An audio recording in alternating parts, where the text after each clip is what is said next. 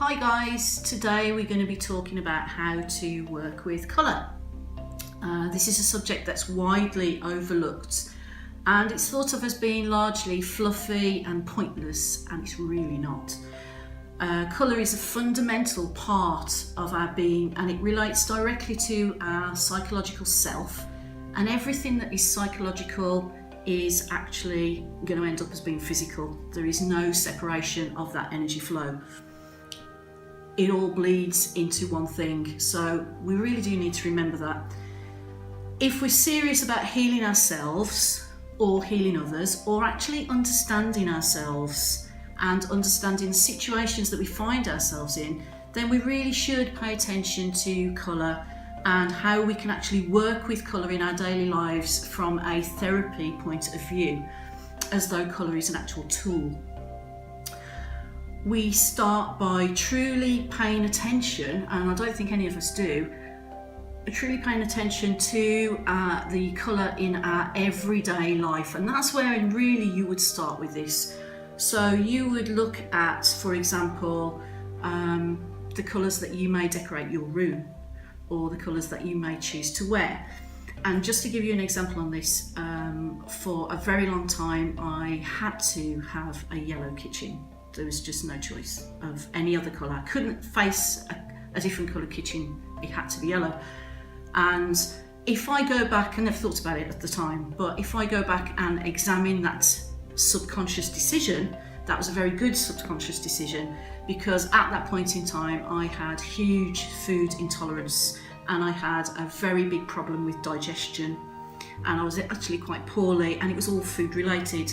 So I really needed that positivity of the yellow colour in the area of my house that I prepared food and was responsible for eating. That positive subconscious decision was really important. I was almost eating that yellow positive colour. I didn't know it, but it was there.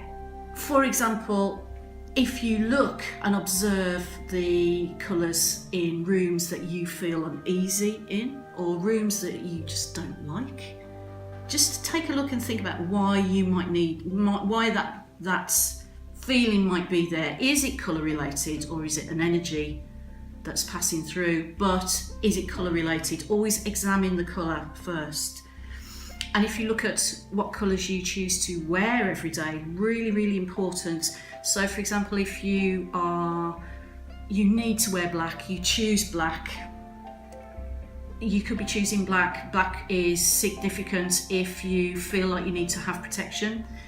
If you feel in your subconscious, don't forget, this is your subconscious talking. You feel you need protection, or you feel like you need to be guarded or cloaked. Also, if you would be wearing black, you would be,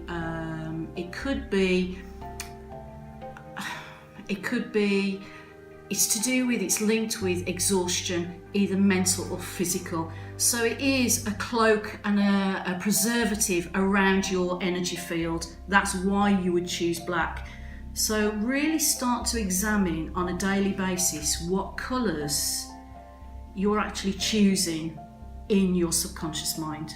We can actually go on one further from that, and we can talk about this and we can link it into astrological terms as well. You'll find that people that choose a lot of yellow are actually lacking in the element of air in their astrological charts.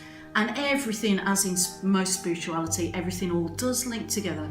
How can we use colour as an actual tool? How can we start to use it in our everyday life rather than just being conscious of what colours we're choosing? Well, we can start by using things like colour squares.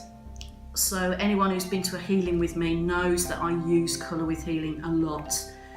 And these colour squares, which we've developed a system of using the colour squares, you may think, well, how the heck does that work? But it is actually, a colour has, simply put, a colour has energy, just like a crystal has energy or anything else has energy. Colour has energy. So if you were doing a healing either on yourself or on someone else, you would use your squares either in a chakra format. So you'd actually put your squares where the chakras are, but I do believe that it's important not to just restrict colours to chakra colours. It's a good place to start because it's really focuses your attention and it's nice and simple. But do, as you see all the different colours we've got here, do expand out from that as well. And then you would use your square over an area that you felt that colour needed to be. So for example, if you needed focus on a throat chakra and you needed to be able to get something off your chest. So if you're working with crystals, you could be working with turquoise and you could be working with that, something to release that throat chakra and release that energy. But similarly, you could actually work with the relative colour cloth as well. And there's no reason why that won't work. It will work just as well as anything else. The energy will go in and it will be focused into that area. Something else that you can do with your cloths, and this is really useful and it's really overlooked, is colour breathing, what we call colour breathing. And so from a personal point of view, you come in from work, you really want to relax, you don't really want to crack, well, you do want to crack open a bottle of wine, but you shouldn't. So what you're going to do is you're going to try to relax really quickly, unwind really quickly, and you don't want to spend all night being all tetchy, you want to do it fast. So a way to do it fast, just in a relaxing way, is to lay out your colour, and lay out the colour that your subconscious chooses or that you know is right. So for example, if I know that I need to be calm and relaxed, then I would lay out this nice blue cloth.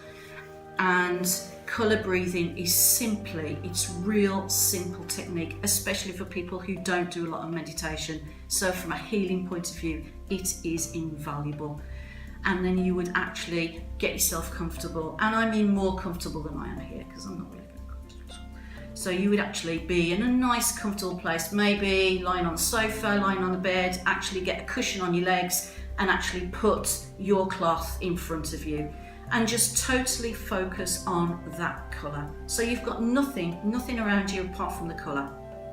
And then you'd focus in, and as you breathe in really deeply, you would hold that breath and you are breathing in that colour, and actually see the breath coming in as the colour, and hold that breath and hold that colour in your mind, or hold the colour where you feel that you need that colour. And then as you breathe out, let that colour just disappear into your body. And then every breath in, you would breathe that colour in and then let it go again. And you would do that for as long as it takes, but it's so good. It's also very good for pain relief. So for pain relief, you would be using something like a green cloth maybe, or whatever you're drawn to. But the green cloth over an area, let's say that you need to relax on the sofa, you've got terrible knees today, you've been standing up all day, you would put your green cloth across your knees and you would actually breathe in that colour. And as you breathe in the colour, focus the colour going down to your knees. So the colour becomes the air that you breathe. And that way you are really absorbing that colour energy. So you can use this technique for pain or positivity or anything that you like. Colour has been used through history, and it's also got a real magical tradition that is largely forgotten, and we don't really recognise it anymore in this magical sense. But anyone who's been coming to the free talks that we do at the cave by Tom on the magic square will have already learned the magical importance of colour as well. And from here you can cross the line and start to make conscious rather than subconscious decisions about what colours you need or you want around you on any given day or any given situation. So, do you need to disappear today and blend in? Or do you need power and positivity? And you can actually stand in front of the wardrobe, or you can stand in front of your squares or in front of your other colour items, and you can decide what you need as a conscious decision rather than letting your subconscious work. Don't underestimate the energy of the colour spectrum. Don't underestimate that at all. And you can take this onto much further levels, and we do actual study courses on working as a healer with coloured squares and also with colour energy, so you can expand on this, but this is just a little how to be mindful about colour and your colour decisions in your daily life, how you can use colour as an actual tool. Any other advice that you need, come and see us at the cave. Hope you've enjoyed that.